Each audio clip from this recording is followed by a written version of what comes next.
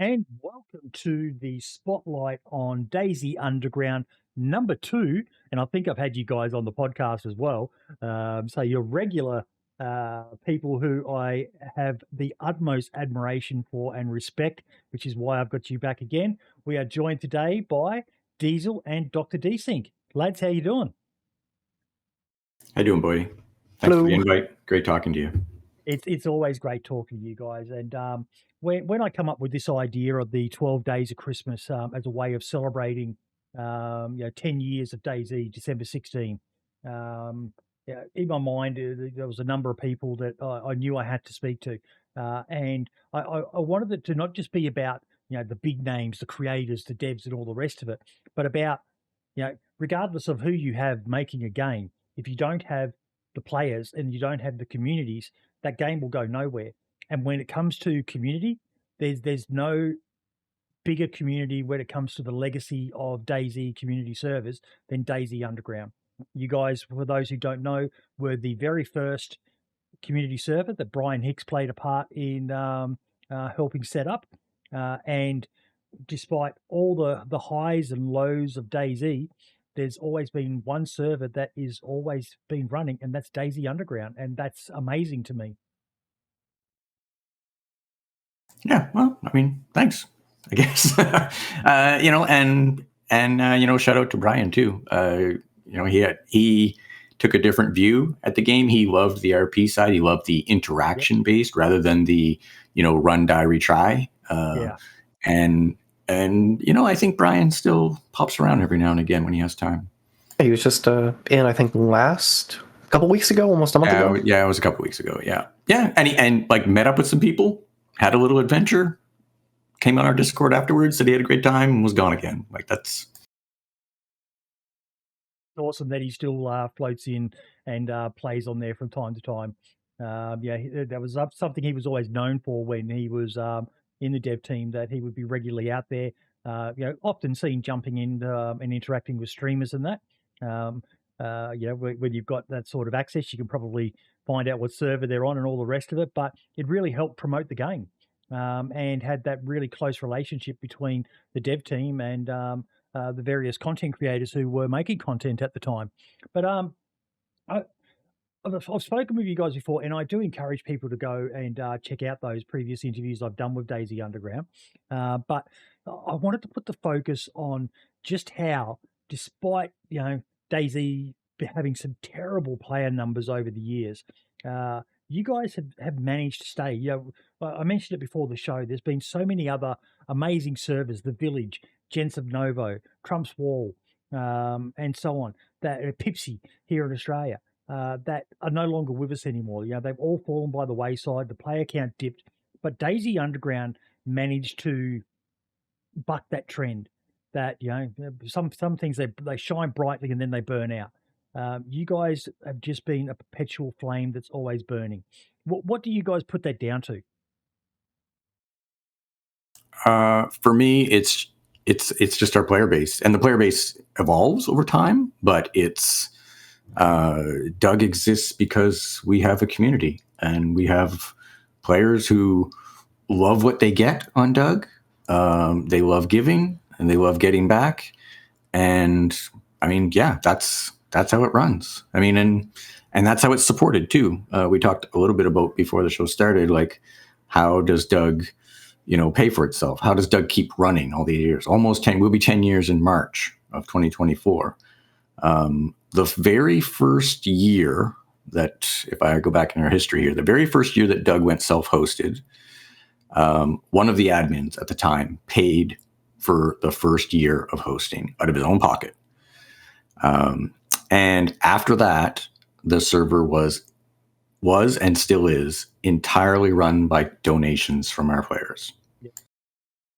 You've never gone down the line of Prio Q or never. Assets. You've never been able to pay Doug for priority queue, pay for whitelist.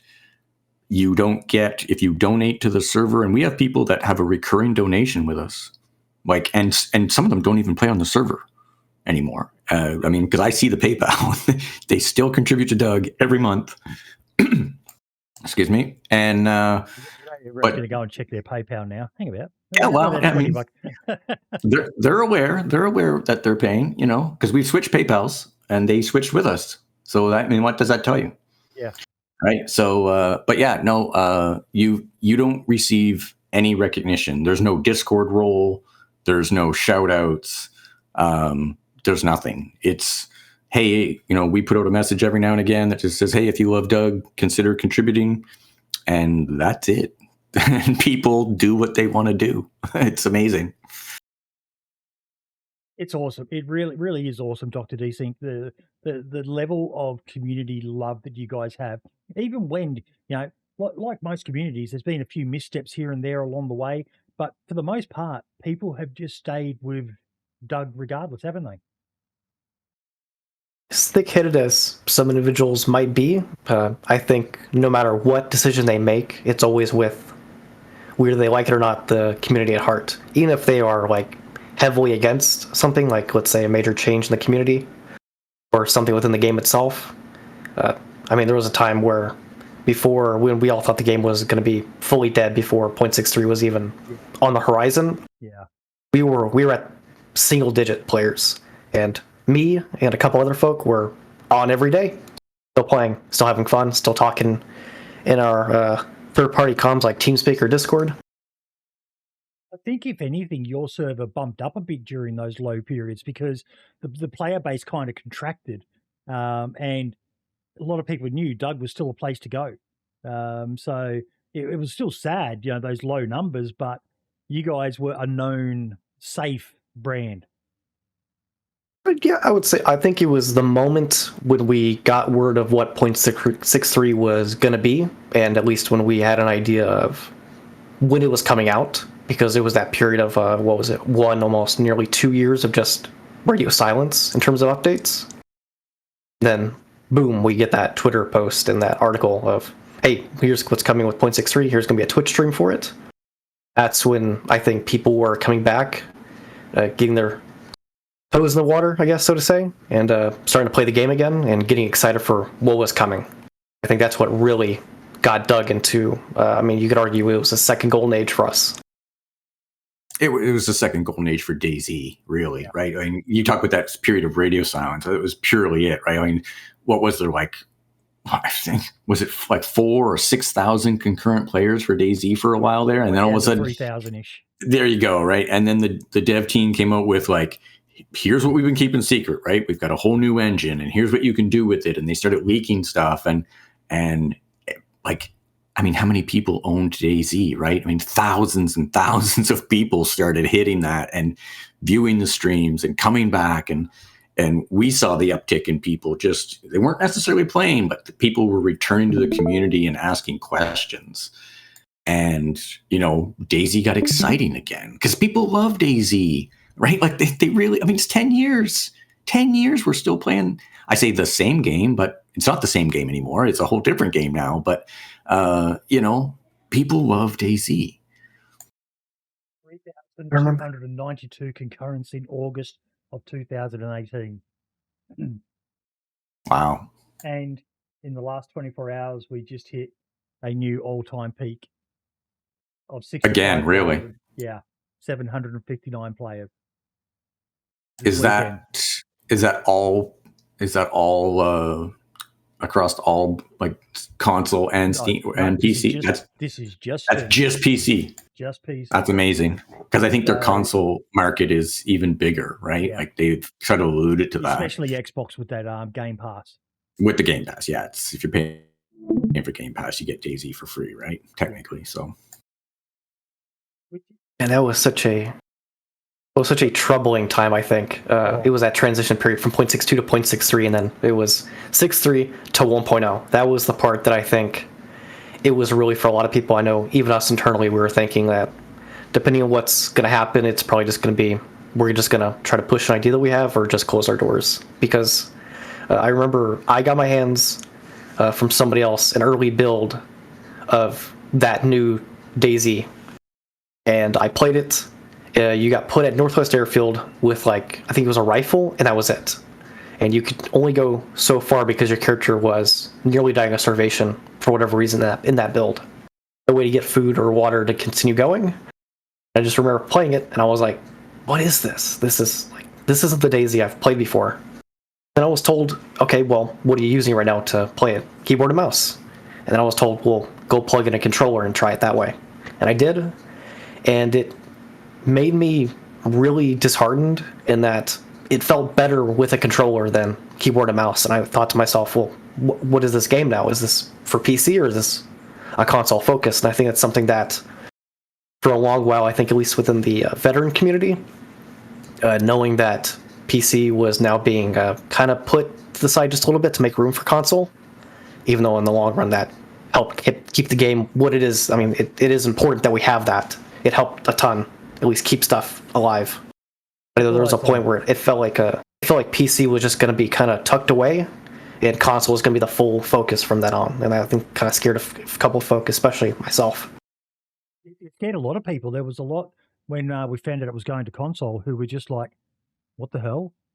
It's going to destroy our game," because you can't have as complex mechanics on a PC as you do on a PC game as you can on console. I even watch console players now, and I don't know how they play the game with a controller.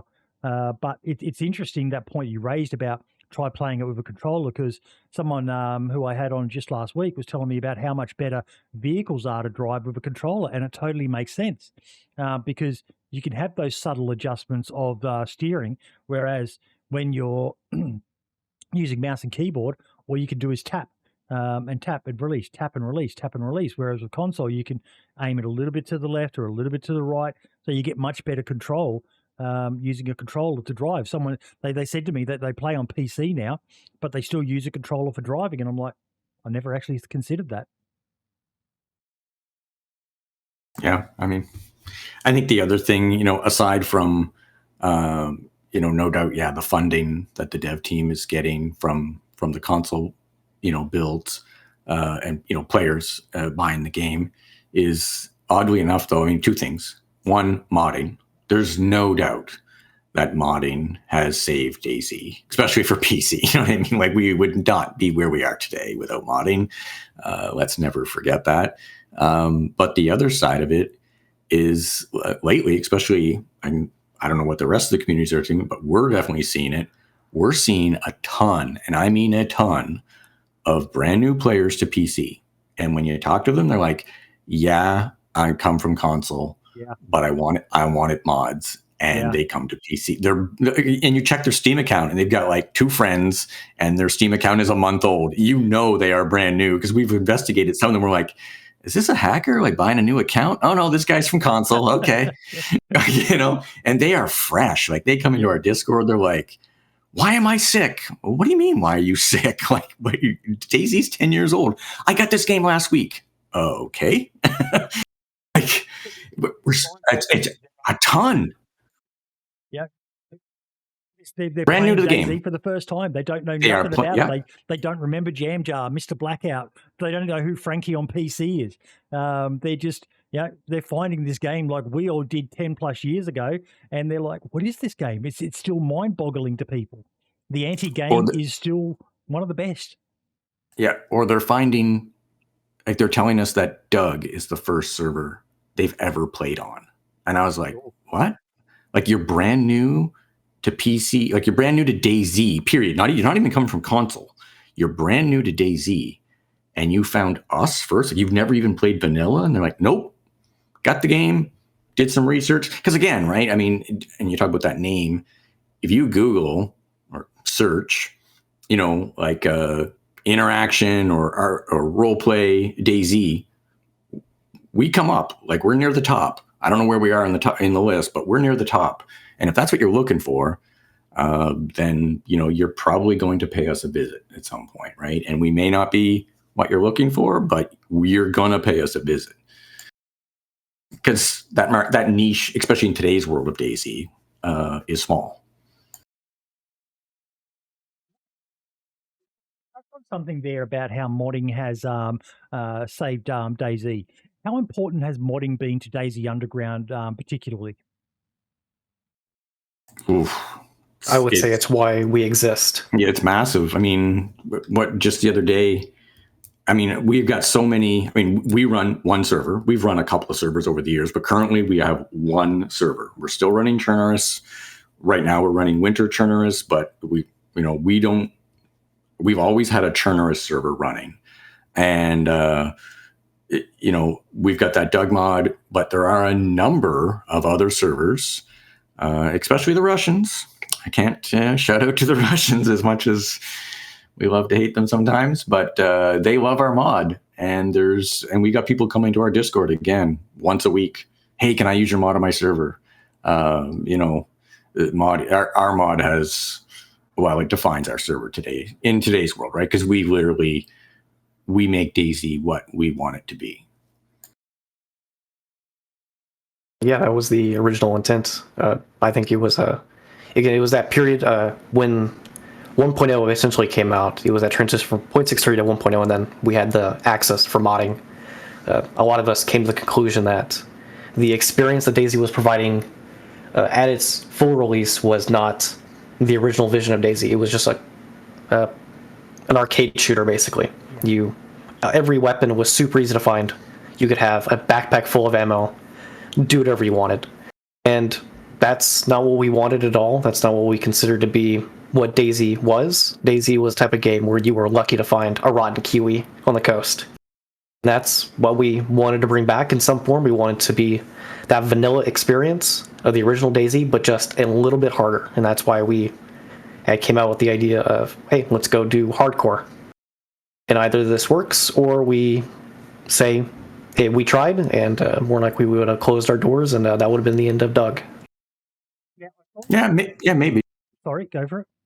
Well, I was going to say, yeah, maybe. I mean, the hardcore was sort of a make or break moment, right? Like when modding first came out, we didn't even have mods for the longest time. And our player base was like, look at all these mods that everyone's running on the servers. And we're like, yeah, but those mods are like easy mode. Like, modding was great, but so many mods are so overpowered, right? Like they have a great idea and then they put the mod out and it does, it adds this item.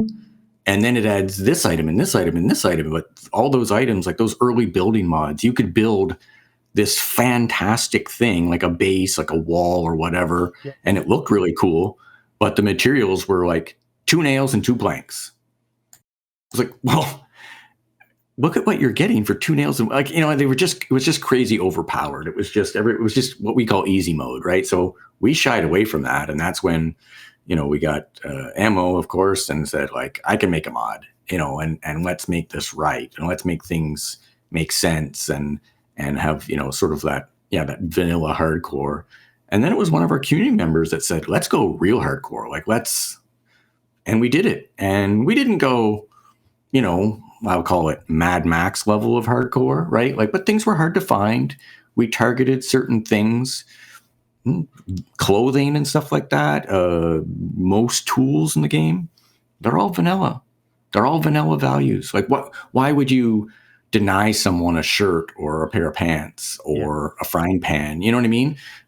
Those things, don't really matter at the end of the day. But yeah, we're not giving out SVDs left, right, and center. You go to Tizzy, people still complain today. They come, are there any guns on this server? We see that a lot in our Discord. I've been to Tizzy 3 times in 3 days, and there's nothing there. Well, you're just missing it. But yeah, we're not, like, there's not an SVD there every 4 hours. Like, you know what I mean? Like, it's not going to happen here. But it saved us. Screenshots that you sent through, and just the detail in some of these items, like these outfits, they're beautiful.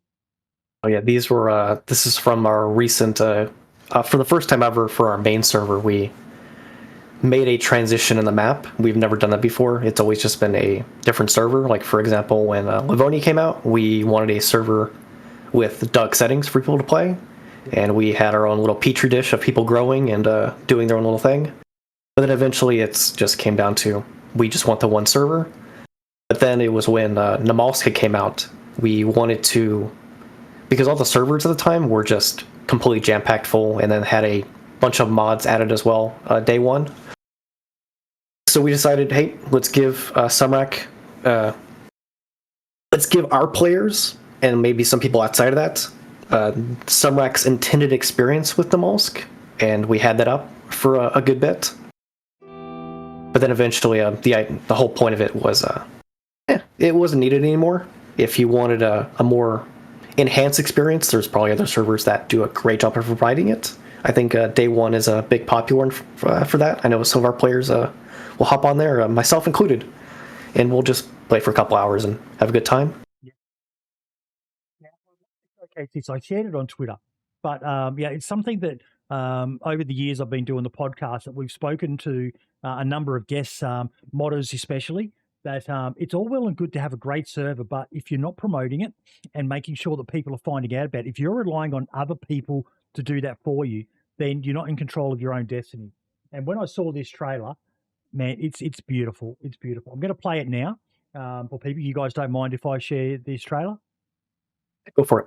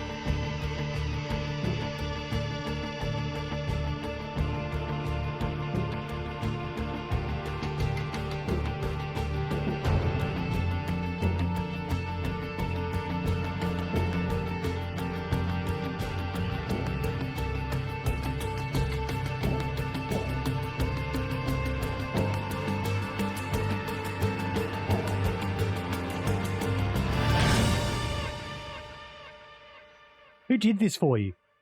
That was me. Beautiful work, mate. Absolutely beautiful. Some stunning cinematics there. Just phenomenal, phenomenal work. It's little things like that that inspire people. Oh, geez, that does look good. And yeah, you got that nice mix of okay, it's going to be sort of what I take from that. It's going to be like Namol style temperatures. Winter Chernarus is always amazing. If you haven't played Winter Chernarus and you're bored with Chernarus, find a Winter Chernarus map. With 15,000 odd hours or so in the game, the first time I played Winter Chernarus, I got fucking lost again. I ended up on stream a few years back. I did a full circle. I'm like, how I thought I knew this map like that. No, it looks completely different. And especially if you're like me as well, where I don't like PvP because I suck at it now, but it really makes you lift your game because you're very exposed, especially if you're not in white or the dark clothing and can hide in bushes. It's a completely different Chernarus experience, isn't it, guys? It is the weather. Our players have been noticing the weather, the visibility with the snowstorms and stuff. Yeah. But oddly enough, we are not playing with winter Chernarus temperatures. Okay. We have our own month picked. Again, it's more about the community. A lot of our community members are, to put it one way, they are diehard about their PID, right? That personal identification, their outfit. And if they can't have their outfit, then they don't want to play DayZ. And most of our players only play Doug. So for DayZ, that means Doug. So yeah, we are running a little bit colder than we had before, but nowhere near, the default winter Chernarus. It is more. You do not need, you're certainly not in the mouse level. You're not running fire to fire until you get all bundled up with the best insulation. You can survive without a fire on Doug for winter Chernarus. And it was done intentionally. The other side of it, Namalsk has its place. I've played Namalsk. It's a small map.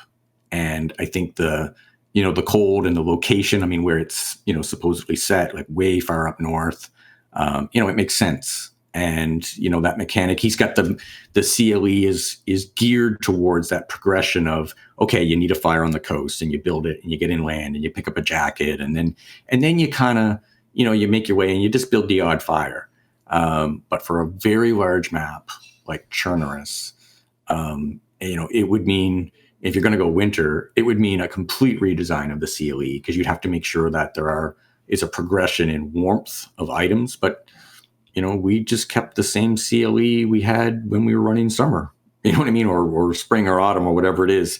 We weren't going to go through and rework tier 1, 2, 3, 4 to make sure that there was a decent progression as far as temperature wise clothing, right? So yeah, we scaled back the temperature. We made it again a little cooler, a little bit more of a challenge, but we just and DSync did an absolutely fabulous job. You just saw in the trailer, but all those retextures for white items, from the white ghillie to retexturing a bunch of existing items so that they were white or gray and white. He's done some other cool stuff in there.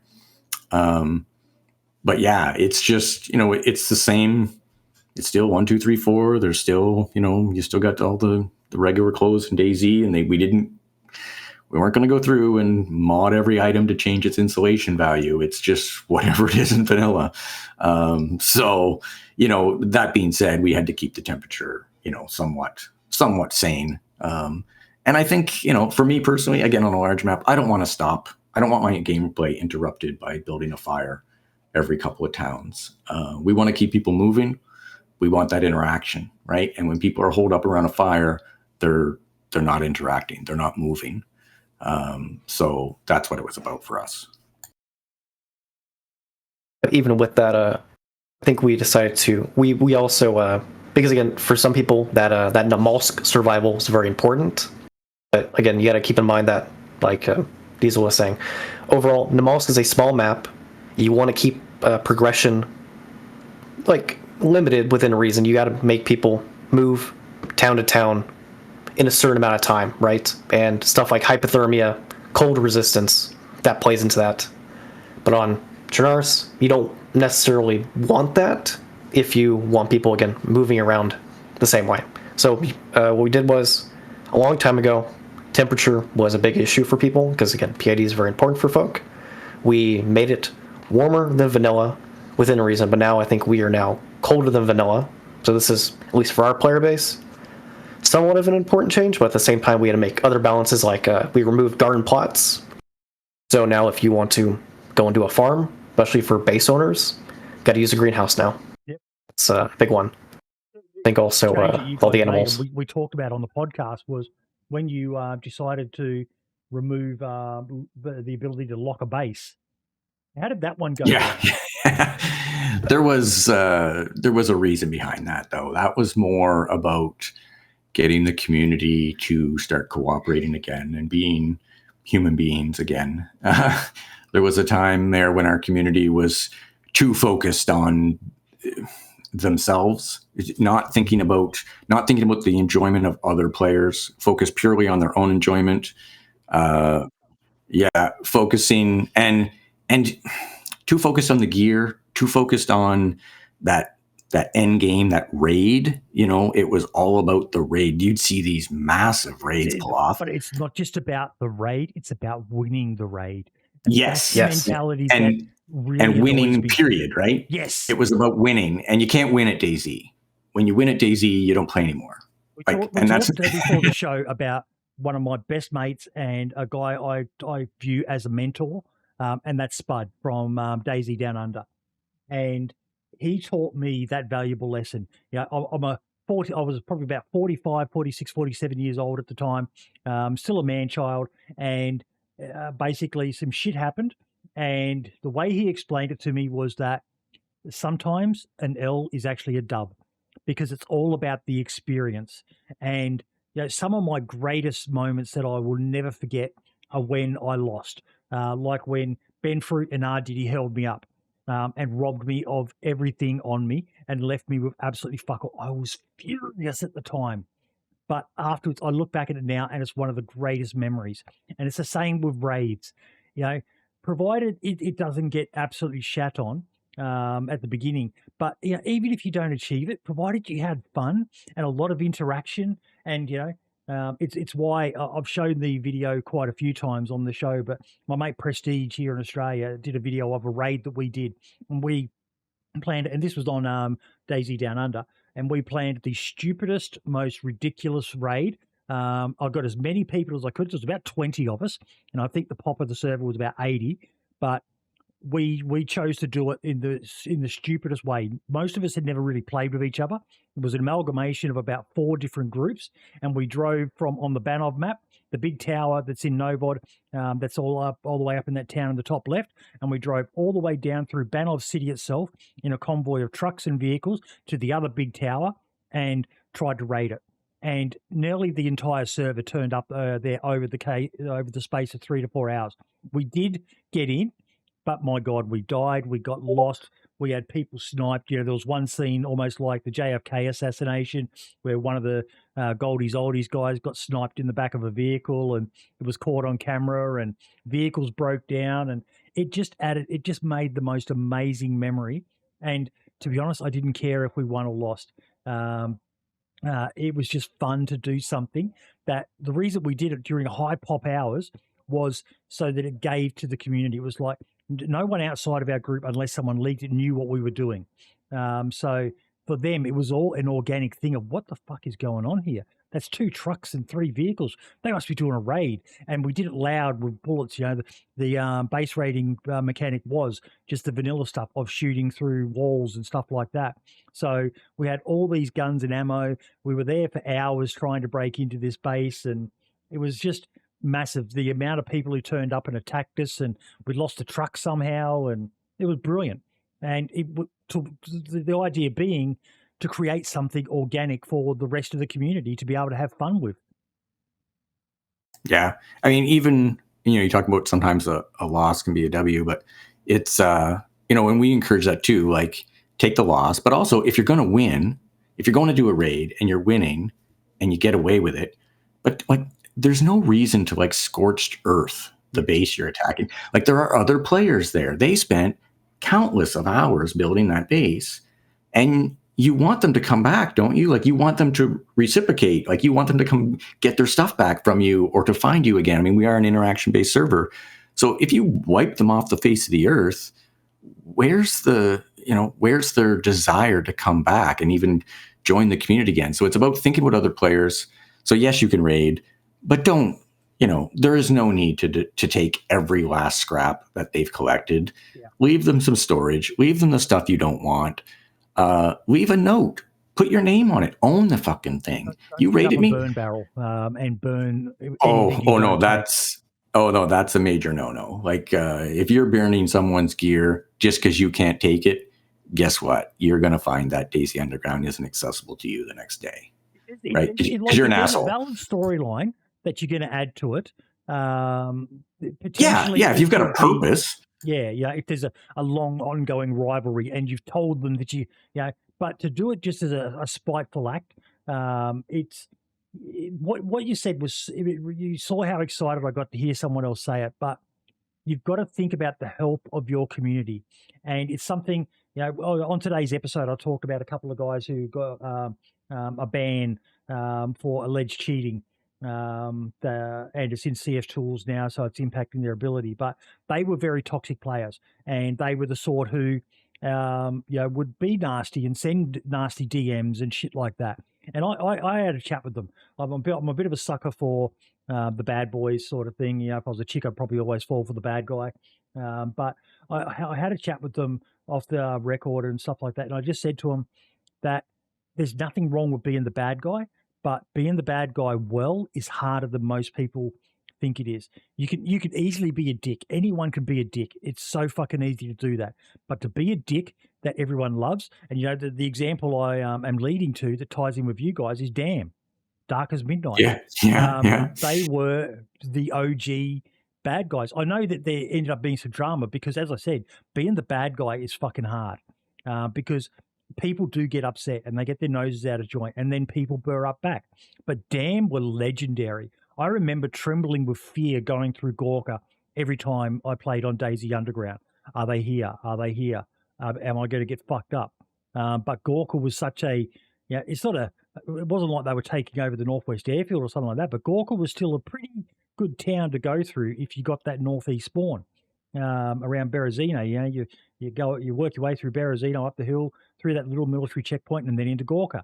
But knowing that Damn and Johnny and Who was the other guy who was in the Running Man's video? The guy who used to lead them? Hex. Hex Hex. the Bandit, one of the greatest DayZ videos of all time. It's amazing watching Paul's personality go from this guy's a dick to actually changing the way he played to match with Hex, and having one of the greatest experiences of his life. I think it was the first time Paul ever was a cannibal, but literally one of the greatest DayZ videos ever made. And it took him out of his comfort zone, playing with a guy who was role playing, and Paul's notorious in not liking role play, but it was great seeing him just go along with, and that was always the golden rule. If you don't role play, so be it, but don't ruin someone else's experience. Don't be a dick. Think of the health of the community. And you guys have probably watched Hex: The Way of the Meat. It's a great video, isn't it? Yeah, I mean, and Paul has come back over the years. I mean, not lately, but and he used to, when he wanted an adventure, when any of them wanted an adventure, they would come to Doug, and you didn't have to make, it didn't have to be a big storyline. Like when Paul came, he was Stevie Steve, right? Yeah. Right. And he'd throw on that particular blue bomber jacket, and he'd have an adventure. Smoke used to come to Doug a lot and just make something up. What he did, he'd meet somebody, he'd befriend somebody, and then he'd kind of let them choose the adventure, and then he just sort of led them around, or let them lead him around sometimes, and he had a great time. Deadly Slob, can't forget some of the OG guys. Love to PvP, but when he wanted to go on an adventure, he did, and he did so in grand style on the American server for Doug. Lately, Amish Zed again hasn't been back lately because streaming's tough. You've got an audience that you've got to keep captivated, right? You've got to entertain them. And when we went hardcore and the gameplay on Doug slowed down significantly, like you're a couple of hours before you're geared, right? Before you're settled and you feel somewhat secure, right? Like where your food situation's good and you've got like more than 10 bullets, and it's hard to keep 300 plus, people entertained, depending on the size of your stream there, right? Like they want blood, they want action. And that doesn't happen as much on Doug. You're there for the story, you're there for the long haul. But like Amish said, I got to give it to that guy, for a streamer. A lot of streamers didn't integrate well with Doug, especially when we went hardcore, because it's that interaction based and it's, they're running and gunning a lot. But he came, interacted with the groups, involved himself in the story, and not in an obtrusive way. Like he was careful about not showing the inside of bases, and he was very conscious of the fact that he was displaying his screen to hundreds and thousands of people. You know what I mean? So, and had a great time doing it. And we loved having him there, and I've talked to him since, and it's just, his playtime. It's our EU hours. He plays during, US mornings, and we don't have as big of a US player base or an EU player base anymore. Not where we're approaching, 45 plus players, you know what I mean? Yeah. So, again, he's got a livelihood to make, and I don't blame him for not coming back. But what was it? I forget, 6 months ago or so, Amish did some night streams on the weekend, came to Doug.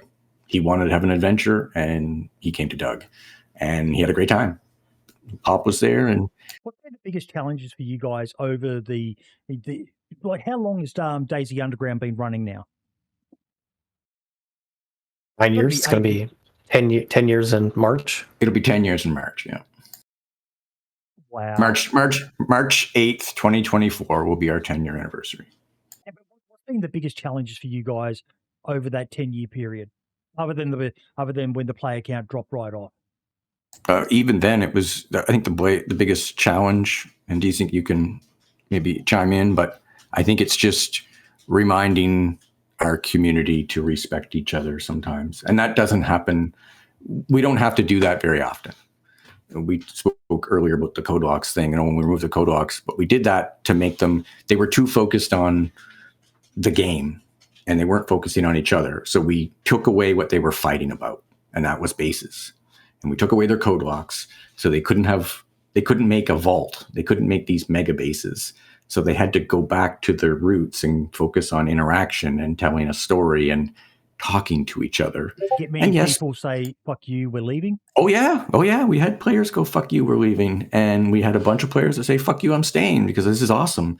Because now I don't have to deal with the bullshit of raiding and the disrespect and the offline raiding." What we call offline raiding is not, my base got raided when I wasn't there. Offline raiding for us is I'm intentionally not going to play when I normally would play, and I'm going to wake up at some obtuse hour when I know my enemy is not online, and I'm going to raid the fuck out of their base. You're being a dick, right? So, you're going for the easy win. You're playing to win, and that's not what we're about. And it's one of the things I like about the big server that's just started in Australia, Northmen, and they have raid hours, and they limit it to basically, I think from about 12 or 1 a.m. every night until 9 a.m. The following morning. You cannot raid someone. I think they physically restrict it for those two cycles. They somehow got it, or it's a bannable offence. But I'd like that they've done that. You shouldn't have to physically enforce it. It'd be great if the culture was there. But I'm the same. I do not like offline raiding. It's just a dirty act when you know that no one's on, and it robs the community, the server, of possibly a great interaction. I know for console, it's a very different story because of all the alt accounts that everyone can have. Whereas with PC, you pretty much need to buy another copy of DayZ to have an alt account. So, there's some people with several, but you won't find a lot of people who've got more than, say, 5 alt accounts. So, when you are doing a raid, if you die, that's it. You're back on the coast, unless your base is on the coast, which is always a risk because then everyone knows about it. It's a big issue. So offline raiding is just, if it's a revenge one because someone did it to you, fair enough. But look, play DayZ how you want, folks. But I'm not a fan of it.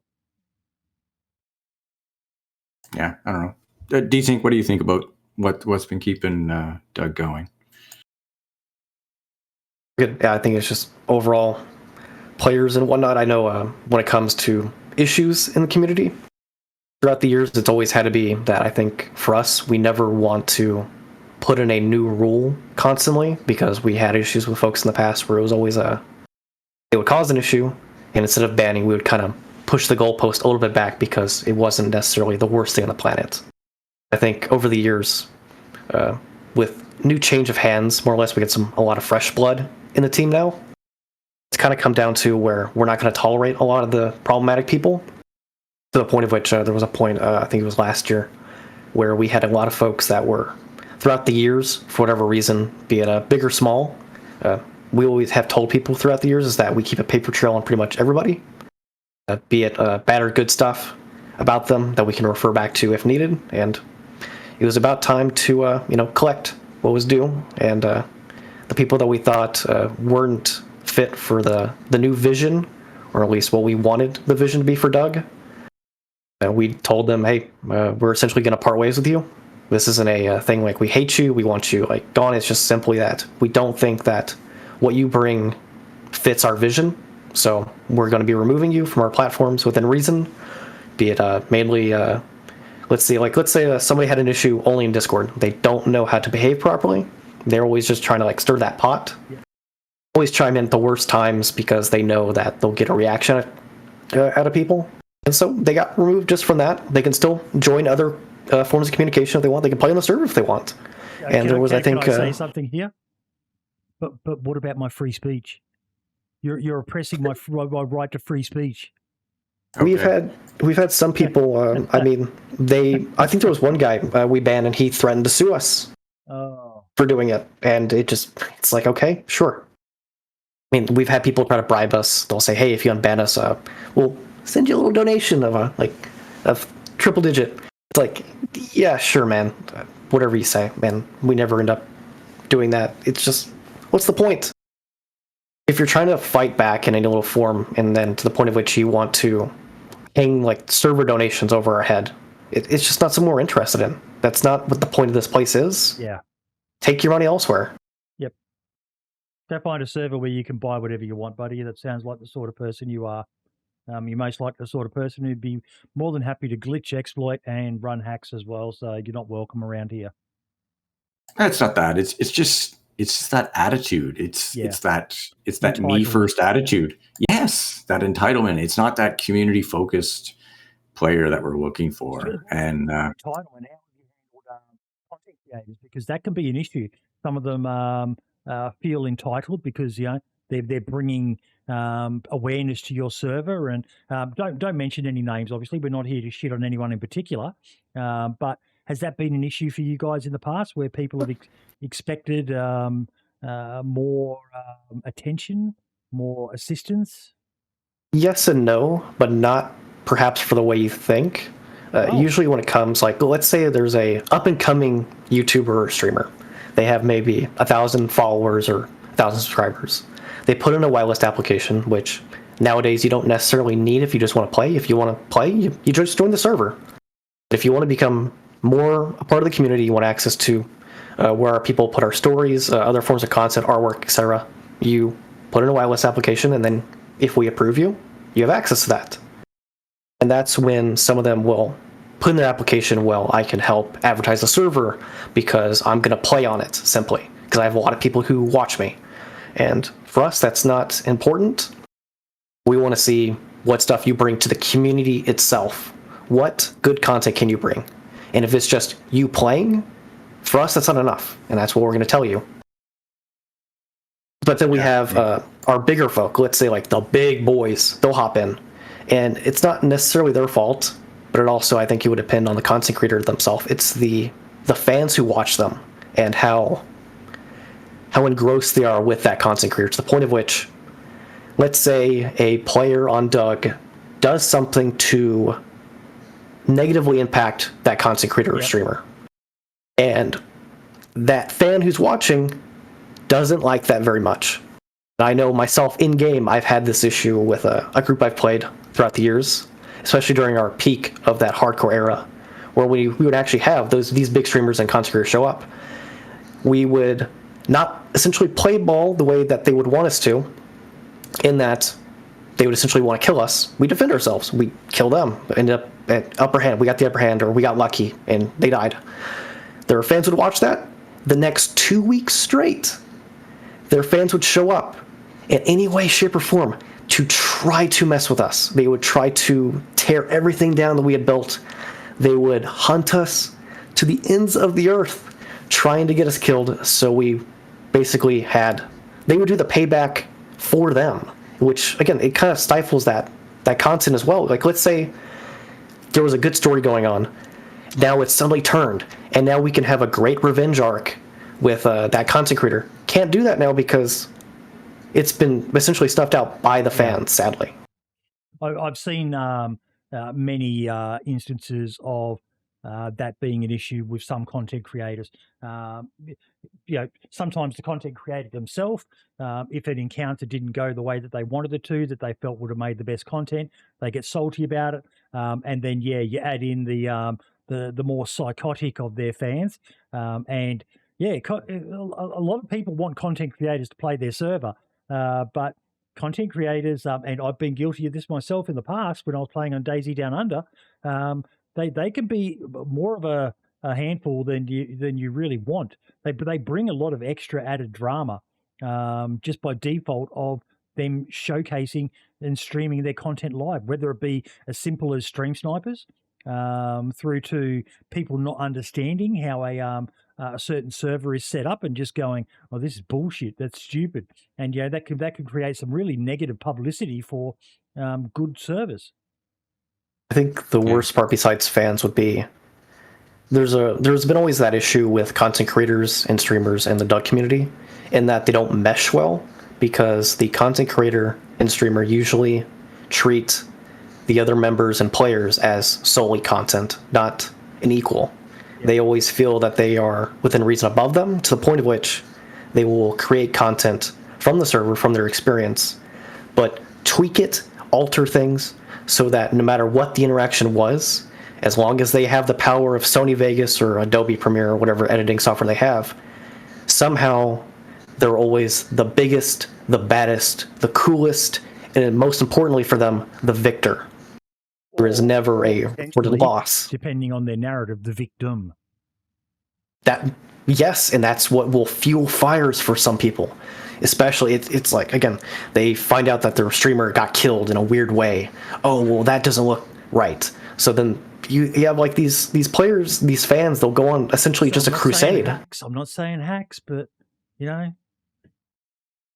Yeah. Or it'll come down to that. What you're talking about. It'll come down to that content creator. They get caught doing something that's against the rules. Yep. And then we have to enforce that.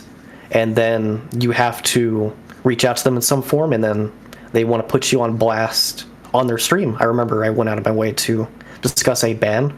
After the fact, I realized that the way I went about it was not the best, in that I went to their Twitch chat, which was just full of piranhas. Love that streamer. I discussed, hey, this is why you were banned. If you want to appeal, here's the appeal link.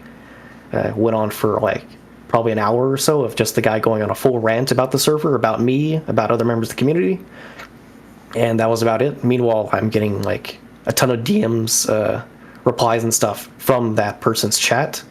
Like in Discord and other places, like just telling me like, go fuck myself, go kill myself, and other stuff. Wow. And this is the side of being an admin, particularly when it's a server that's not being run as a business like some quite good models are these days. But this is what a lot of people forget, that these community servers, they're being run by volunteers. They're not streamers who are making money. Not all streamers make a lot of money. Not everyone's a TRMZ or a Smoke or someone like that.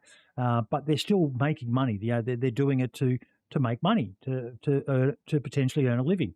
Whereas the servers that they're playing on are run by people who are just doing it out of passion. They're volunteers, and they're copying these sort of threats. And it's not just, and we need to elaborate on this. It's not just a content creator issue; it's a player issue as well. The entitlement of some players is, oh my God, it blows my mind when I see the way some of them talk in Discords, and then they wonder why they get banned or told not to come back. It happens. I mean, but realistically, I would say we don't really have that issue.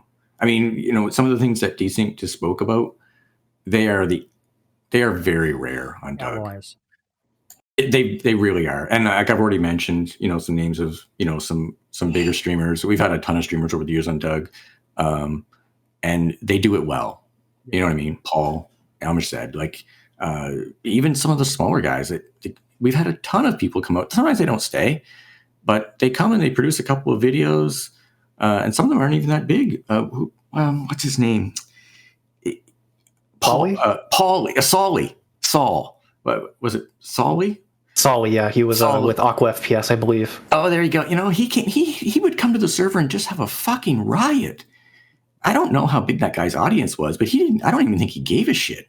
He just made content, I think, for himself, and you either loved it or hated it, and he didn't give a shit. You know what I mean? Like, or he seemed like he didn't give a shit. He just rolled with the punches. He did it for himself, and he put out cool stories. That's the end of the day. That's what it's about. Things I love about Uncle Ray Ray. I know he rubs a lot of people the wrong way. I can't watch a lot of him because he's just too full on for me, but he just plays his way. And when he dies, he laughs about it and he spawns again and just gets back into it, playing that same crazy, insane sort of person. I can understand why some people wouldn't like it, but I have to respect someone who just does their thing, enjoys doing it. And usually when you're watching a content creator and you can see they're enjoying what they're doing, that enjoyment is contagious. And that's the secret to a lot of the big guys is they love what they're doing.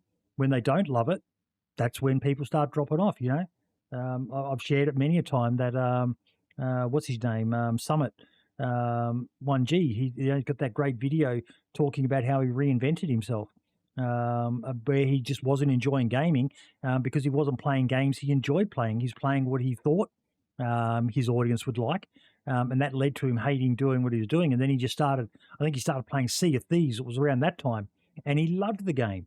And his audience came flocking back with new people because you could see the passion. You could, you don't want to go in there, and there's some people do. There's channels like General Sam and all these angry channels where some people like to go in and watch them shit post and troll and just take the piss out of anything. But for the most part, with our downtime, if you're going to watch someone or go play on a server, you want to play on something you enjoy. And if you're not, you probably need to see a psychiatrist, I think. Yeah, I mean, a lot of those, some of these streamers you talk about, like, or those types of streamers, I should say, like when you're playing to the audience. I mean, I guess if you're having fun, great. But some of them, like you said, they're like, what was that? There was a guy, I don't remember his name now, but we watched his stream, and his viewers seemed to hate him, and he seemed to hate his viewers. Like, it was just an hour of chaos. It was just him screaming at the chat and them screaming at him, and it was wow. But they were tipping him. Like, the only way they were, they would diss him by tipping him. I mean, like you know what I mean? Like, he was getting money from it, but he didn't look like he looked like he hated himself. Phil, Boogie 2988, those sort of guys who.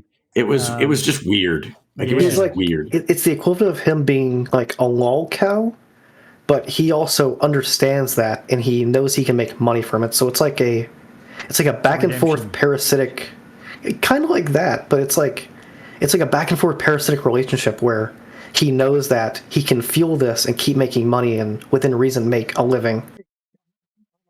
Talk about now, I can't remember his name, but yeah, he's a fairly big channel, 800 plus viewers or something. I think I remember seeing some of that drama at the time and just going, what is this?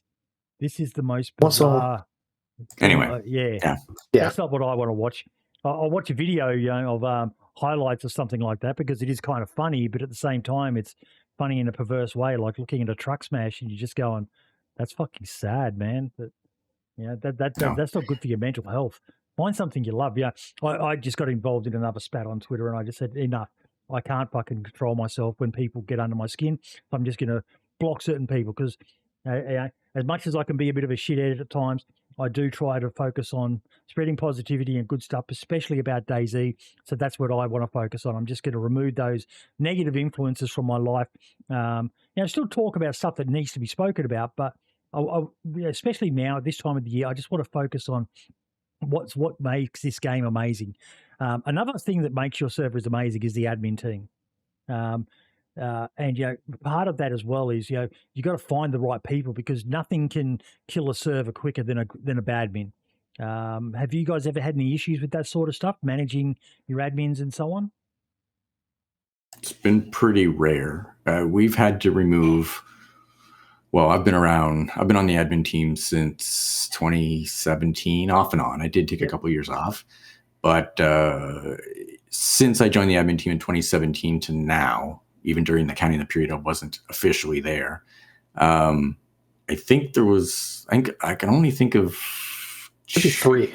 Maybe, 3. And sometimes it's just but that third one was kind of like, we kind of just want you to leave. It wasn't a forcible removal. Yeah, it was just like, hey, you joined the team, but you just don't seem to have as much time, as we're looking for. So we'd rather replace you with somebody who has the time. You know what I mean? So it's sort of a mutual thing. It's like, hey, you don't seem to have time for us. And but as far as like forcible removes, I think there's been three that I can think of. And some of the golden rules you go by when picking admins.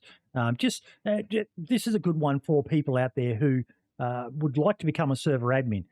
Firstly, you need to make sure you've got the time and the dedication, but when it comes to you guys, because I take it you have an application process where people can register their interest. So what are you looking for when you're going to pick an admin to help you guys out? Maturity, community focused, someone who understands the values of our community, but also the admin team, which kind of are the same realistically, because the admin team, we are part of the community too. That's about it, really. It's just, we're just looking for people, and we watch their gameplay, right? The people who play Doug the way it's quote unquote meant to be played, those are the people that get it, right? And those are the people that we're like, okay, well, like if this person has the interest, right? Like we'll put it out there. We don't invite people too often anymore. We just put out applications. But generally speaking, those are the people that apply too, right? Because they, again, it's that community focus and they want to give back. And that's why they put in the app. And when we see their app and we know, we're like, hey, we're glad that person applied. And you know what I mean? And you review it. And sometimes you don't get what you're looking for, but most times we do. You know, most times the people we had now, like we just did a round of applications. What was it? A while ago now, anyway, almost a year ago. We got 5 new people on the team, and we start them off as moderators. We don't give them a ton of powers. We don't give them a ton of duties. We don't involve them in a ton of stuff. Like they don't see tickets. They don't see, they're there to interact with the community and help our players get on with their playtime. And then we just sort of gradually, if their interest is there, we gradually introduce them to some of the more admin type duties, right? Like doing tickets and dealing with, some of the shittier parts of DayZ, but also some of the good parts. I mean, not every ticket's you're banning somebody. Sometimes you're doing a ticket because, well, like recently, 1, 2, 3, fences seem to fuck with stuff now. Like if you drop something in front of a fence, it sticks to the ground and you can't pick it back up. And we have people putting tickets about that. And you go and help people out and you make their day. Right? Like it's not all cleaning out stalls, like it's the big issue of admins also playing on a server that they admin. We do it 2 ways. So all of our admins have 2 accounts, and the account that you play with has no admin powers. You don't get priority queue. You don't get COT access. You are a player. And at the same time, when you're on your main, don't DM that person and ask, because they're enjoying themselves. They're playing. But when they take time to be an admin and they need COTs type stuff, then they switch accounts and they log into the server and then they get priority queue, because when, if you've got to log in quick to get rid of a hacker, which is rare on Doug, I will say, or you've got to get in and delete an item because it's stuck in the ground or something, or retrieve a tent that's stuck in a wall or something, It's a big one. You want to get into the server, right? So like, right now, we're sometimes in the evenings, we're running like 20 and 30 man queues. You can't wait for 30 people to log off at Doug. I mean, especially when the server just restarted, you're talking hours. Yeah. People will wait on our server an hour and a half to get in. Yep. You can't have an admin sitting there in queue for an hour and a half. So yeah, they jump up, they remove what they fix what they got to fix, and they get the fuck out. And the next person jumps in queue. I mean, that's what it's about. So that's how we do it. We do things like we have teams. People that do tickets don't do appeals, and vice versa. So that way it's fair. If I ban you, I'm not also going to look at your appeal, because that wouldn't make a lot of sense, right? I mean, and it's from the player base. We don't want, not that I would be biased, we want to remove that potential for bias. We don't want the player thinking, well, Diesel just banned me and now he's denying my appeal. Oh, he hates me. No, he doesn't hate you. You just broke the rule and I'm here to enforce the rules. I'm not a jerk. I'm just doing my job. So, but yeah, we separate the teams that way. We have different people doing applications for whitelists. And then we have people that just float in between. They might do the odd ticket, or they might do only certain types of tickets. But they're just generally there to help with community-related things. What's update time like for you guys? I've spoken about this a few times on the podcast, just how crazy it is around updates, particularly where they've changed some really serious back mechanics in the engine of the game. What's it like for you guys? Like all hands on deck? And I mean, the fact that there's experimental is awesome, because when experimental comes out, we keep an experimental server. And we, it's always running experimental, and it always gets the updates, and we look at things. And like I said, we have our mod team that looks at the diff, that looks at the game files and says, oh, like they didn't mention it, but they changed this in the background, you know what I mean? So we look at those things at the core in the scripts. And then we start adjusting where we need to adjust. We make sure that our mod still works with the new version of DayZ. We make suggestions to back, through the feedback tracker. Hey, we noticed this doesn't work. Or, hey, we noticed a typo here. Yep. I don't know how many times over the years I've put in tickets or, back when Sumarak, bless his soul, was a little more accessible. I think too accessible for his own mental health, probably. But I used to DM him every now and again and saying, "Hey, like, did you guys mean to do this?" And every now and again he'd be like, "Nope, thanks." And he'd put that into the team himself. But yeah, we are very active around experimental and making sure that our mod works, but also making sure that the things that DayZ is trying to do still work. We used to do a lot more testing to make sure that existing things still worked. Like we would have picked up on the gate thing before. That's happening now, but we don't. We don't now. We just don't have the time. Do you guys use any third-party mods, or is it all in-house mods? Almost entirely in-house. I mean, we are running Winter Chernarus this round. And before, we used to have, we tried to give and take. But give and take allows repacking. Our players really liked it. They actually voted it in. That's part of our community-controlled environment sort of experiment. So the players chose to have give and take. We put it in, and then because it's repackable, we just repacked it with the Doug mod because it worked.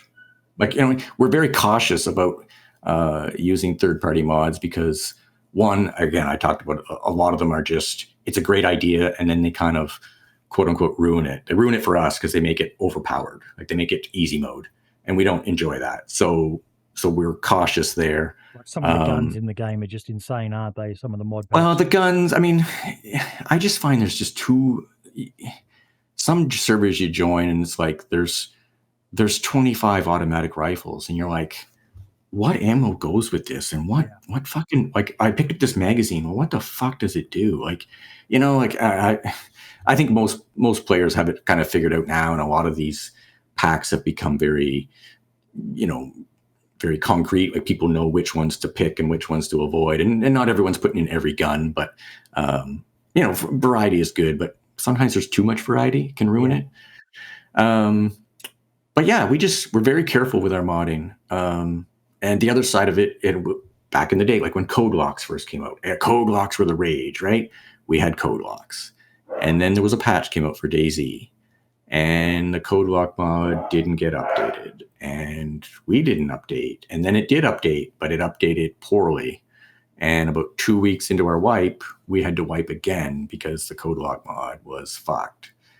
And our player base was unhappy because the only way to fix the code lock mod was to wipe the server. And when that happened, that's when we made the decision to go, we're not doing third-party mods unless we are absolutely concrete that the code behind it is solid.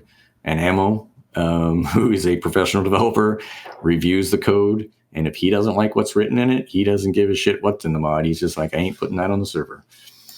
If he can help it, he will do what he can. Well, that's the one thing I think is the most important aspect is that we want to open dialogue with people, and we want to form relationships, and we want to work together with people.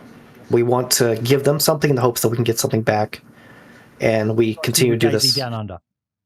Exactly. DayZ Down Under was a lot of just sharing assets. Like Spud paid modders probably a pretty sum of money for some of the things that he got, and we were interested in them. But we had custom stuff too, and we just traded. He said, "Hey, I like what you got here," and we said, "Hey, we like what you got there," and we just traded. I mean, it was we just improve upon each other.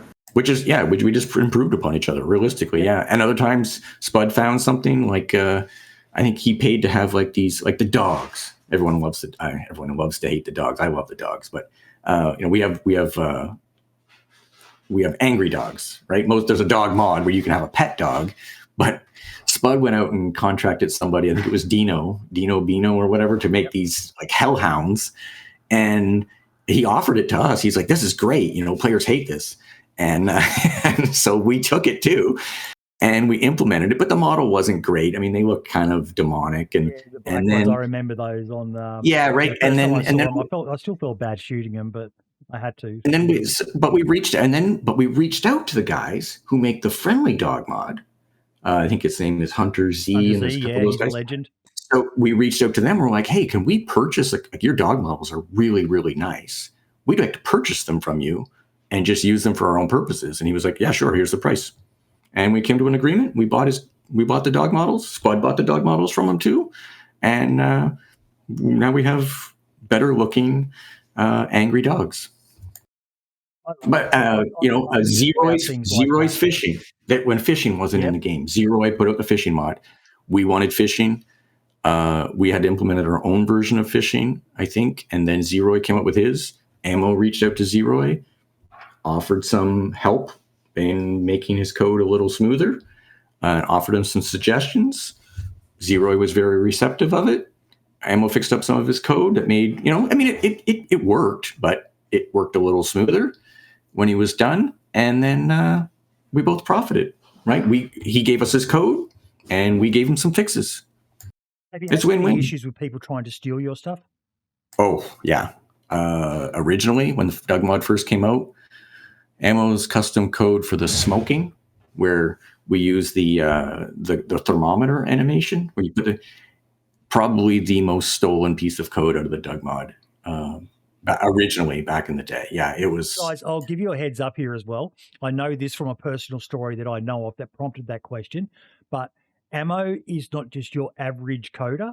Ammo basically understands how to hide stuff within the code so that he can look at other code and go, that's mine. Yes. Yeah, he's not stupid. And our texture artist, like DSync, here with us, who makes a bulk of our textures, and our screenshots and our videos. Do you want me to step in for this? Yeah, go ahead. We've had 2 instances of thieves stealing our textures and stuff, and something that Pure Passion and I have done is that we leave little watermarks in them. And there was a big instance where somebody it was the most simplest of retextures. It was like one of my first practice ones, and I decided just for fun, let me add a little Easter egg, and I put my name and I put Ammo's name on the back of the burlap sack, because there's like a little logo on the back of it naturally. So I thought, let's just alter it, put our names on it, and then you can there's a little erase section, because it looks like there's like a hole cut out to have somebody's eye. It's a reference to Friday the 13th Part 2 Jason. A bunch of people stole it, and all you need to do, open that texture. Hey, there's my name, there's Ammo's name. All right, great, DMCA filed. There was an instance in the DayZ Modders Discord. They try to challenge it? There have been instances where people have taken my artwork and tried to challenge it.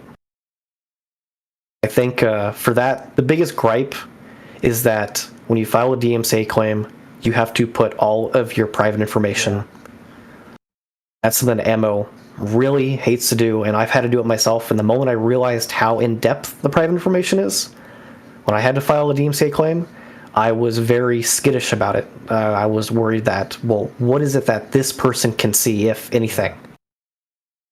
I had a DMCA filed on an episode of mine some time back, and I ended up spending a few $100s just to try to minimize the amount of info I had to share, such as my personal address, and that I purchased a business address and all the rest of it, and a post office box, and all stuff I shouldn't have had to do just to fight a fraudulent DMCA claim on one of my videos. It's shit the way that system works, and I really feel for you guys. Because of basically, well, here goes the demonetization, but shit cunts doing shit cunty things, and you've got to expose yourself to people who clearly aren't nice people. The best part was there was another instance in the DayZ Modders Discord where we have a guy advertising his services. He's a texture artist, and I was like, look at that advertisement. And I looked a little closer and I realized those rifles look really similar to ours. And thankfully, the one that he ripped had a QR code on the side of the buttstock. And the QR code, where did it lead you? To our website. Thankfully, Pure Passion left it as an Easter egg. So what did he do? He quickly made a change and put a sticker over it, like a little Photoshop of a sticker over the QR code to say that it was his. Thankfully, the admins in that Discord are pretty easy to reach out to, and they looked at it, they went, yeah, that's a clear case, and they just got rid of the guy. Now, if he's back under a new name, who knows? But hopefully he's out, not scamming the good guys, at least. More likely, a scammer's going to scam. They're going to find new ways to do it, and they're going to do as cheaply, as efficiently as possible. To the point of which, if it requires stealing other people's assets and other code, they'll do it.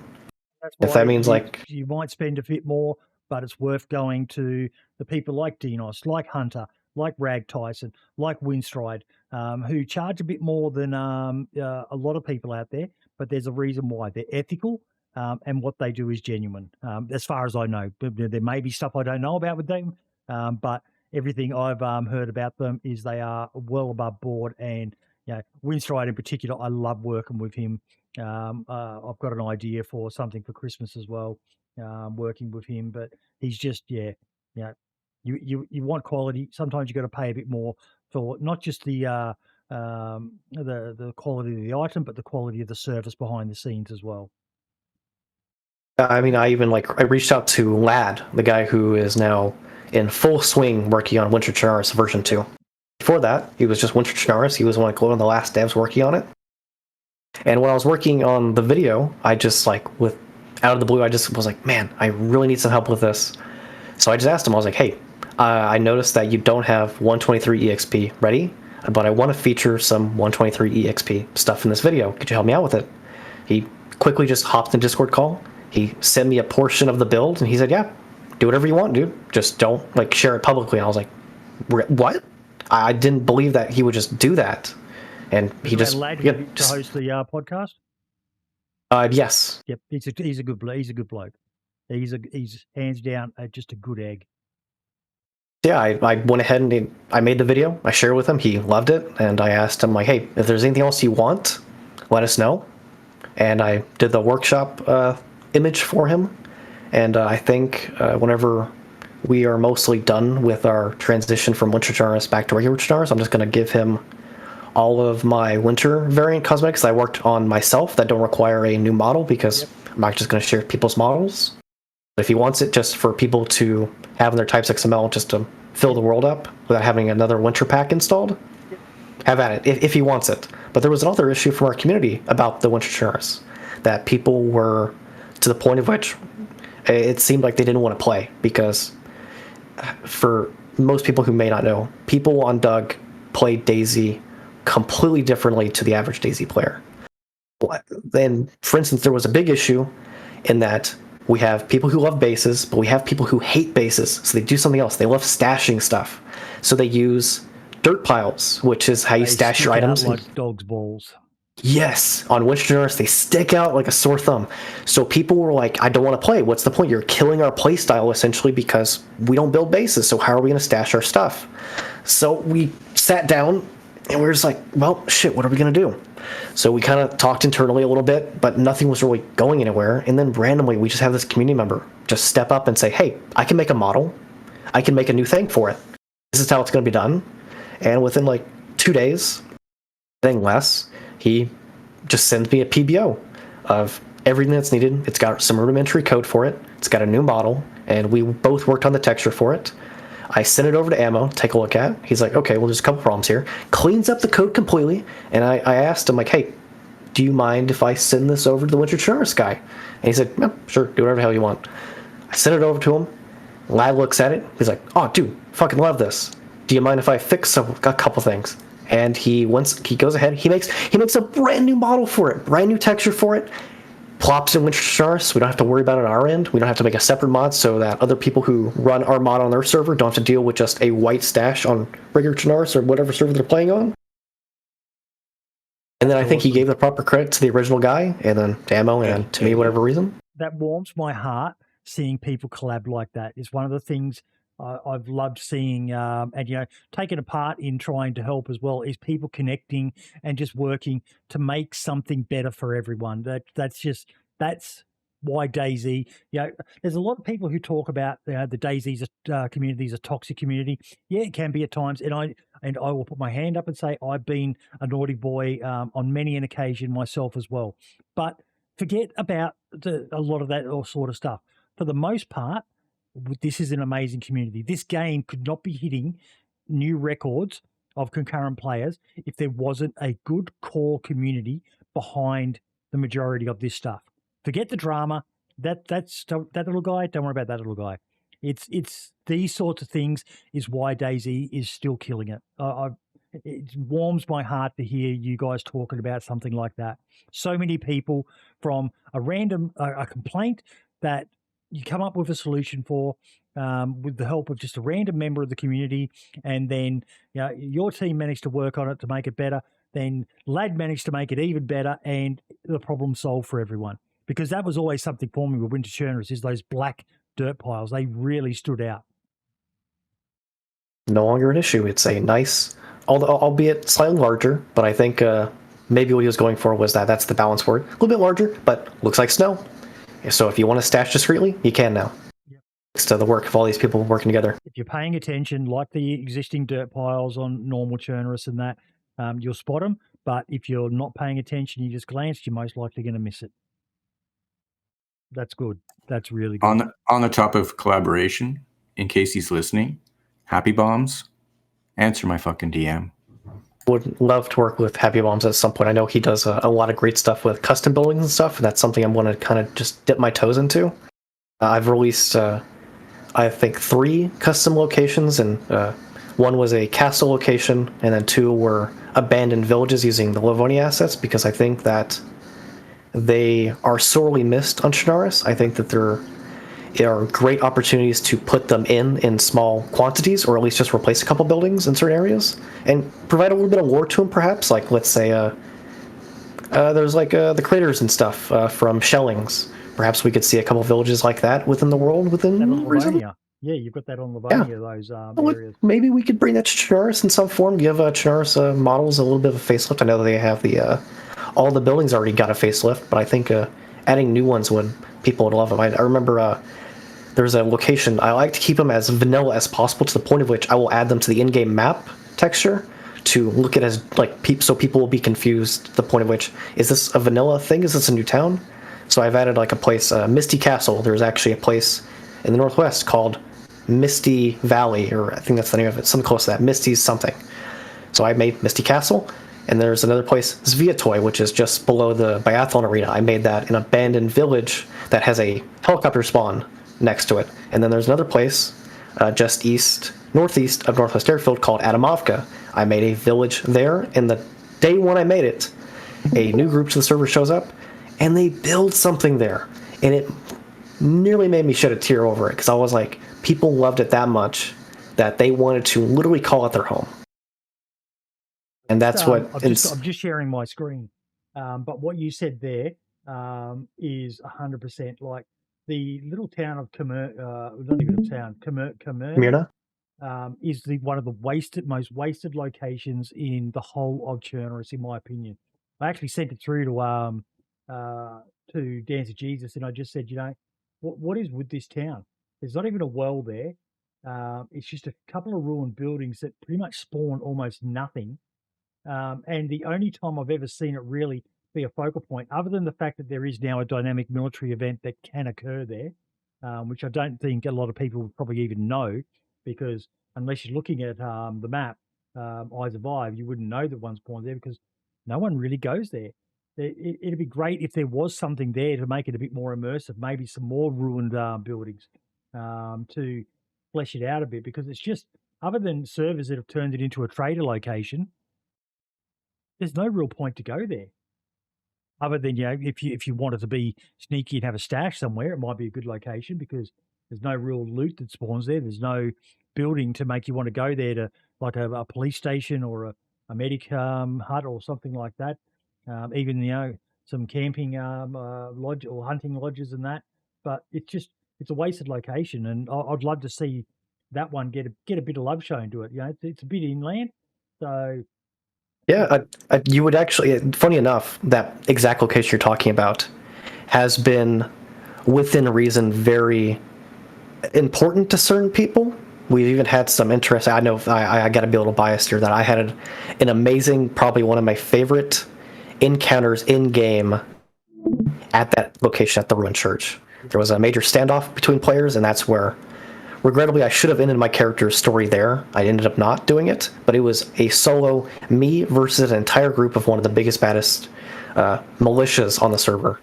And I had to fend off by myself, waiting for reinforcements to show up to help me. Sadly, I got killed there, and then because that location is such a fishbowl, my team was able to eliminate the threat, even though I had to die in the process. But we have a major, existing group that has been with us on the server for almost a decade, and that's one of their main POIs. They use that church. They call it Comurna, and that's their church, and they build up, and they have like a little community camp right there. But they end up living just north of Glovo.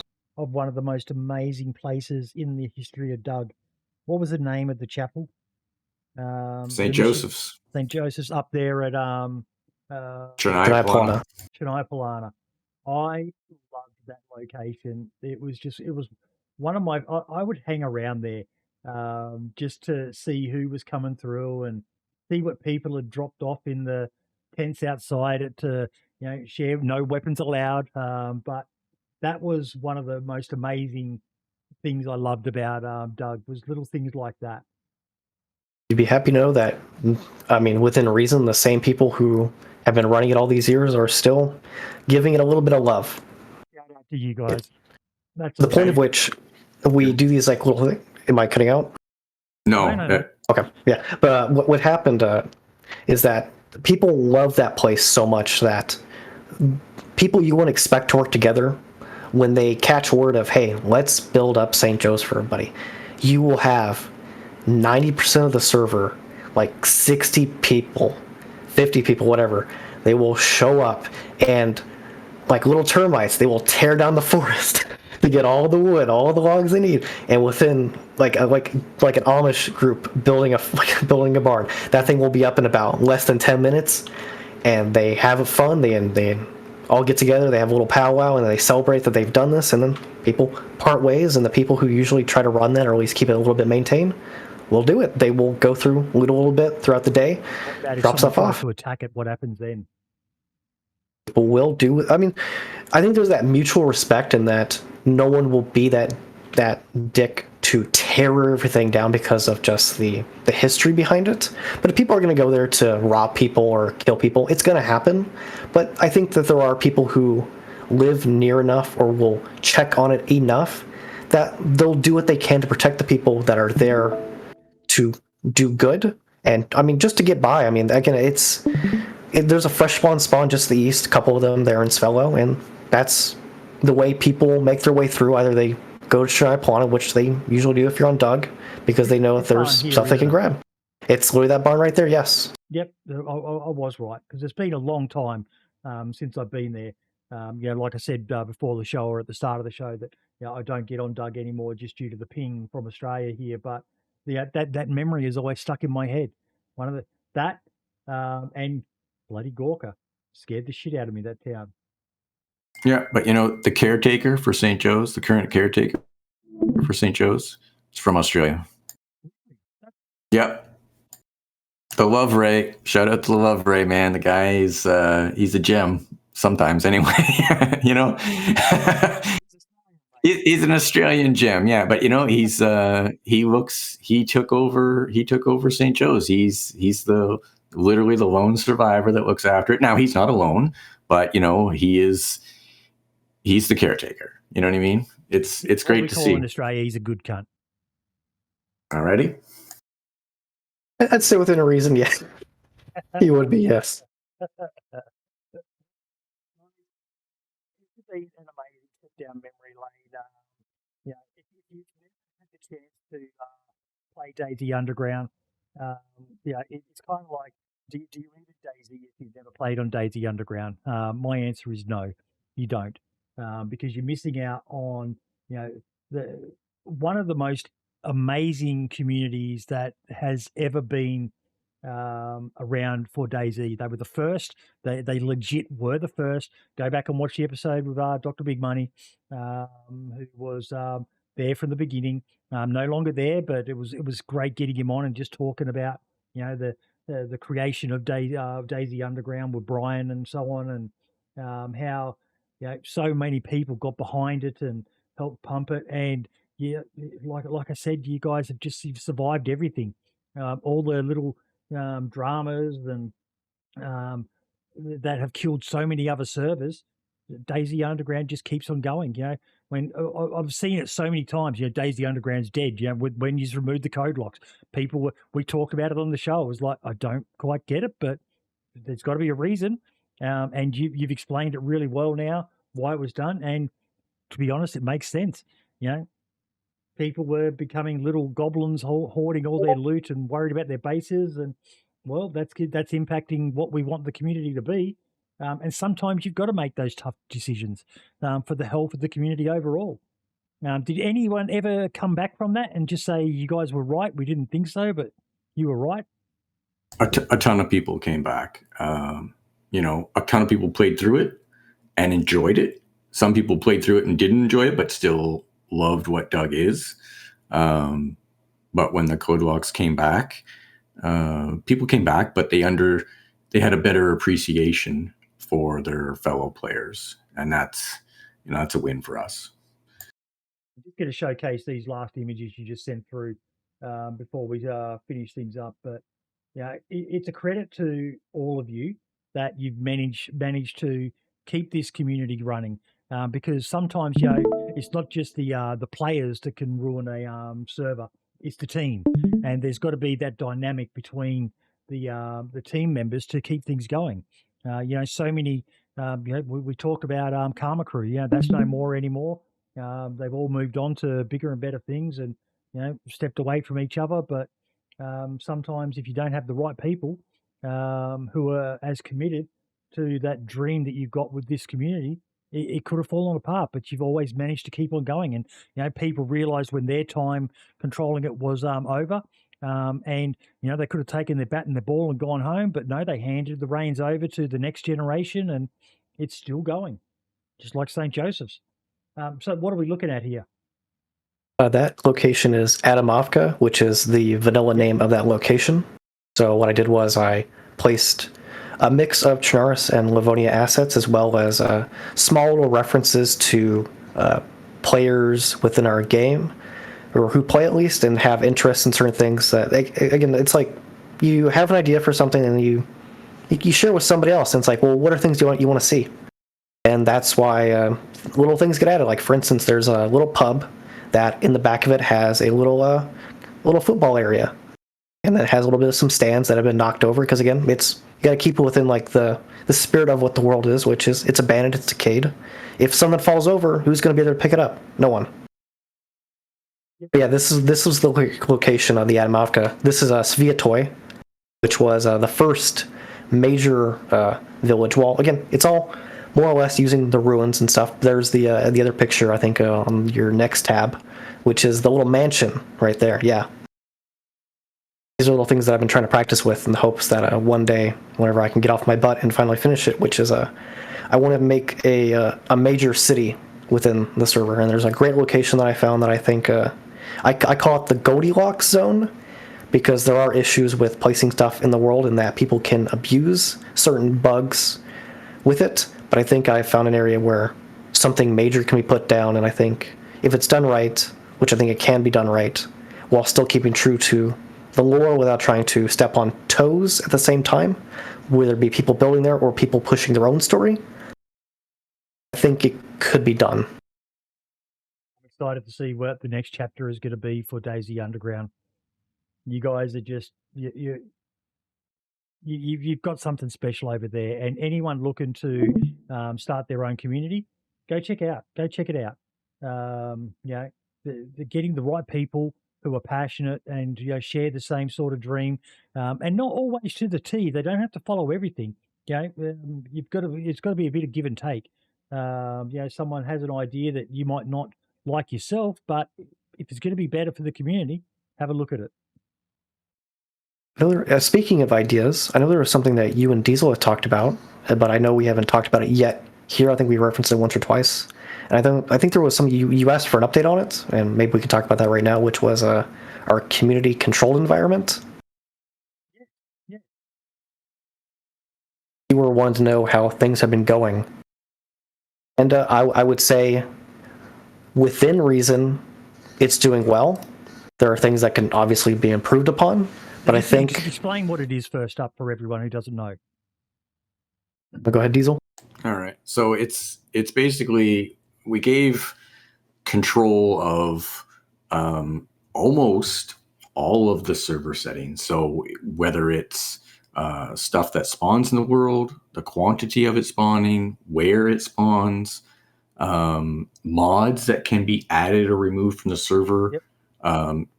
From the workshop. Like, I mean, straight out, just add this mod, like give and take. That was a perfect example. Or just slight tweaks to the game. It's entirely controlled by our community. So we have groups. So each of our group have 2 reps. And so after you become an official group, and there are, we have standards and practices for that to become an official group. But after a month of being an official group, you get 2 reps and you get on that committee. And then those committee members can put forward ideas for people to vote on. Those group reps vote. And if it makes it past stage 1, then it goes to a larger vote where each group has up to 5 members that can then pass like on a stage 2 vote. And if it passes that stage 2 voting, then it gets implemented on the server. Yeah. So it's as simple as that. And as admins, skeptical at the time when you guys said like, the fuck, you're going full democracy. Yeah, I know. Let's see how that pretty works much. out, but it's working. It's not. That's awesome. It is working. It is working. Our players are, and we're there to give some guidance. We try not to get too involved. Now, we did do Winter Chernarus without a vote, but it was a push we felt our community needed. But they also, when we implemented it, we asked them, because I mean, DSync, again, I can't say enough about this guy with his creativity, those custom locations and stuff. And we said, like, can DSync continue? Yeah, like, can he continue some of that stuff? And they were like, oh, yes, of course, we love that stuff. So, and I realize it's a mod, and stuff, but we felt, and he was pumped about making the winter clothing and stuff. And we just thought it would be a nice change. And the nice part about it is if it really didn't work, you just remove the mod and it goes right back to Trent. We don't have to wipe. You can just remove the mod. You don't have to wipe and everything goes back. Obviously now with the stashes, though, we'd have white stashes and okay, everyone have to move their, change their stashes. But, that's a minor point. But the nice part about it is, of course, winter is working. But yeah, we did, we bypassed the community controlled environment thing with the Winter Chernarus, but they were already talking about it. That was the other side of it. We were thinking about it. They started talking about it on their own. We should implement Winter Chernarus. And we were just watching the conversation and working on our experimental server with Winter Chernarus in the background. And then finally we just closed their thread and said, hey, we're doing this. Give us that creative freedom to give you guys a little bit of a push. You were already going in this direction. There's no vote, but we're going to do it. And so far they're loving it. And if they want to make small changes, they can. And if they want to totally back out of it, they can. You know what I mean? That's the great part about it. But it's working. Sometimes players will put forth a suggestion and other players are now stepping in and going, hey, that's cool, but it doesn't really fit the MO of Doug. It goes against like the spirit of Doug. Like it's a little too easy mode, for instance. So players will say, well, I'm not gonna carry that forward to the next stage because, I think it breaks the spirit of what we're looking for as a community. And the best part about it that I'm really enjoying is that they're working together. They're not getting into huge internet pissing fights and insulting each other. They're, hey, I appreciate your idea.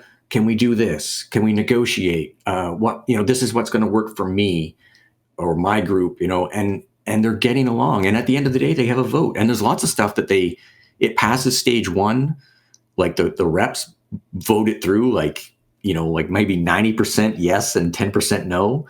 And it gets to stage 2 and fails because when the larger group looks at it, they go, it's not quite what we're looking for. And sometimes it just needs a tweak. But when it's up for a vote, you can't tweak it at that point. It's a vote, and you got to just like a bill, right? In law, it goes back to the drawing board sometimes. So yeah, it's working. As far as I'm concerned, it's not perfect, but it's exactly. It lets the community feel involved, which is that too. But it was about them thinking on their own 2 feet and getting along and working as a community to come to a common goal. And as far as I'm concerned, it's working. It's working. It's exactly where I want it. The other thing as well, Diesel, that I'm sorry for interjecting there, but it's also giving people a better understanding of why something may be rejected. A lot of the time, people don't understand why something can't be done. And if they're involved in the process, they're going to get exposed to information that they might not just have known or understood properly. that, yeah, if we did that, but then it's going to have this flow-on effect, or it's going to conflict with this. And, DayZ Or it's is a just not game built, possible. yeah, DayZ is a game built Yeah. on the infamous spaghetti code, a mixture, a hybrid beast of 2 different engines and God knows what else that's had 10 years of fingers and thumbs all delving in there and doing their own thing to it. Then you add in all the mods, and it's a delicate balancing act to keep a server going. If Ammo was here, he'd probably tell us all about what it's like every update. Most big servers, those people they take leave, they take days off their job in the lead up to it. It's a bit better now with experimental, and they can run experimental servers and hopefully address most of these issues. But especially when you're dependent on a lot of mods, if those mods aren't updated, like you guys found out with CodeLock, and so did a lot of other people, it's gone. Your server.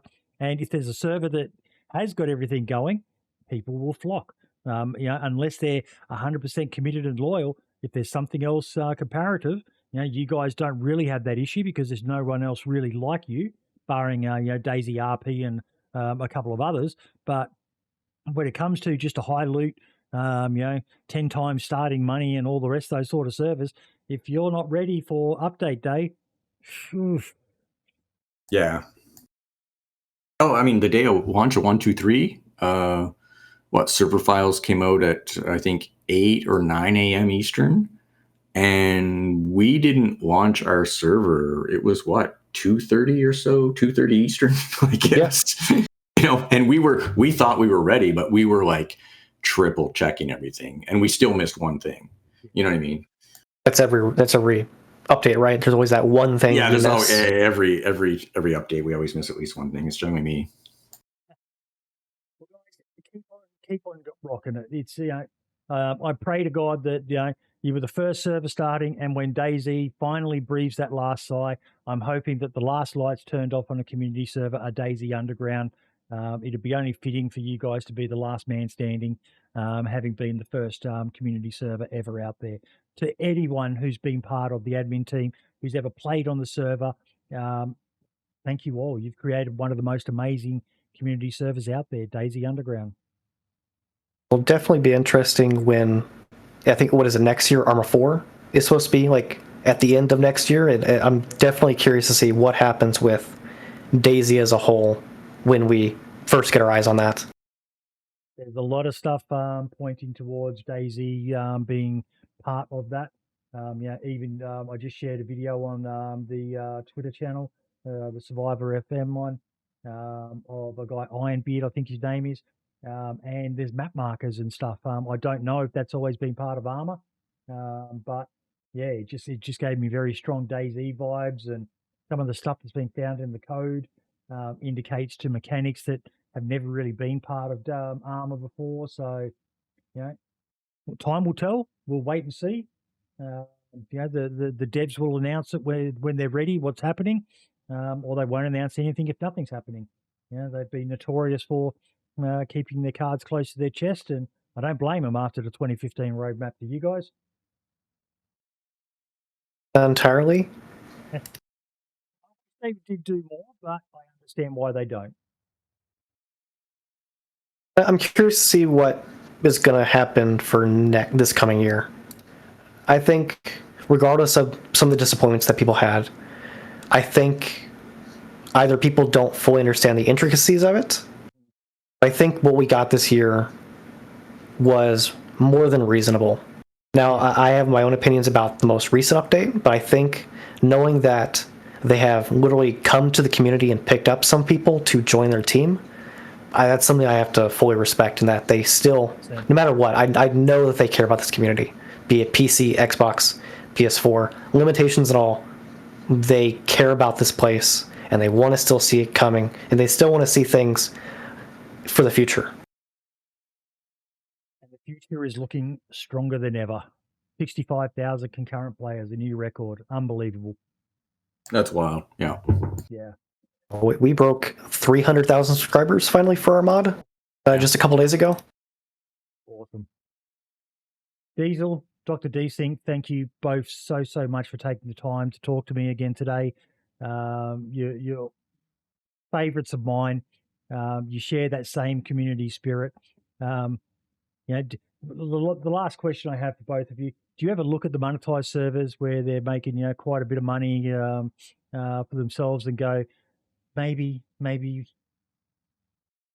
mean, I've always had the issue personally of asking for money from people, to the point of which people will literally just be like, hey, I need you to send me your stuff, and then they will just shower me with whatever they think is right for it, and I'm always very grateful, but I'm also very cautious to ask people, because I don't ever feel like it's right in my mind. But I understand why people need to do it, and there may come a time in the future where Doug needs it. I know that here soon we're trying to creatively ask for donations.